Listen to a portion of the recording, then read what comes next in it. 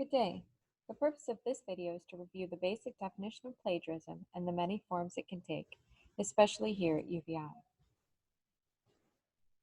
At UVI, we define plagiarism as presenting either intentionally or unintentionally the ideas, works, words, or artistry of another as one's own without appropriate acknowledgement of the source.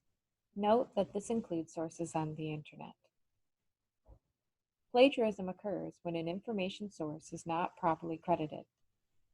Plagiarism is often unintentional. A source may be credited but improperly cited, and copyright is irrelevant.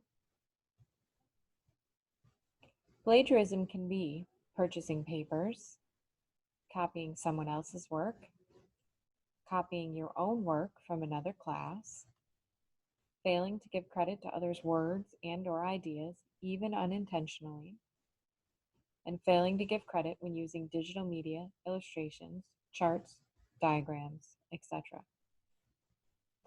The most frequent type of plagiarism seems to be incorrect citation. Many students either do not understand when and how to cite, or they choose not to. The best way to combat this is to familiarize yourself with the most common citation styles and make sure you know which style your professor requires. The two citation styles used most are APA, the American Psychological Association, and MLA, the Modern Language Association. APA is used most often in the sciences, and MLA will be used in your English courses. Some classes may require Chicago Style or American Medical Association, but they are less common. Remember to always give credit to the original source, material, author, or creator. There are several myths about citation that students may believe. First, there is the public domain myth. Some students believe that citation is unnecessary if information is located in the public domain or is no longer protected by copyright. The truth is that all work, regardless of copyright or public domain, needs to be cited. The fair use myth. Some students believe that they can use a piece of information without citing because of the fair use copyright laws. Fair use allows you to use information from another source without payment or asking for written permission, but you still have to attribute the ideas to the creator. The World Wide Web myth. If information is available on the internet, some students believe that it is common knowledge and doesn't need to be cited. This is also incorrect. We will review common knowledge later, but most information is unique and credit must be given to the creator. The encyclopedia myth. This is similar to the World Wide Web myth. Because some common knowledge can be found in encyclopedias, some mistaken students do not cite the material they find there. But much of the information is also unique, and you always cite information you copy directly from another source. The paraphrased paper myth. Even if you paraphrase ideas from another source, you must always cite it and give credit to the creator. Some students believe that if they paraphrase a common knowledge source, they do not need to cite. But if you use the same structure or order, you need to give credit to the creator of the source. The named myth source. Even if you name the author in the body of your work, you must finish the citation. Also, if you copy an idea word for word, you must use quotation marks, or if you have a long quotation, a block indentation. Another is the friend's permission myth. Even if a friend gives you permission to use his or her paper, you could not submit it as your own work. The converted words myth.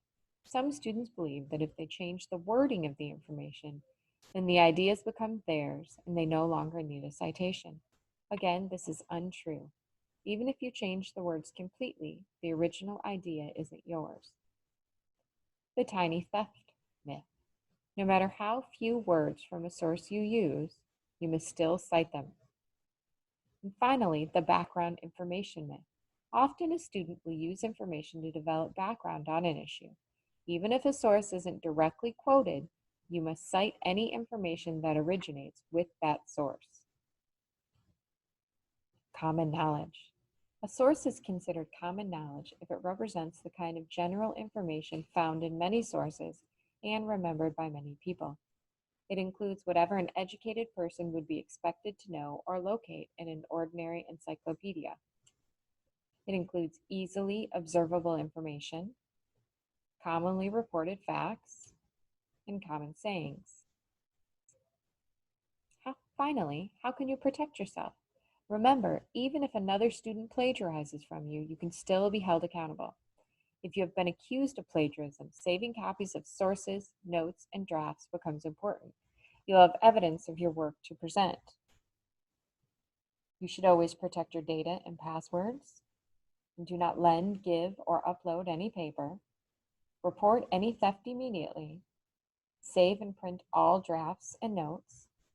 Photocopy or print out and save all sources. And be proactive.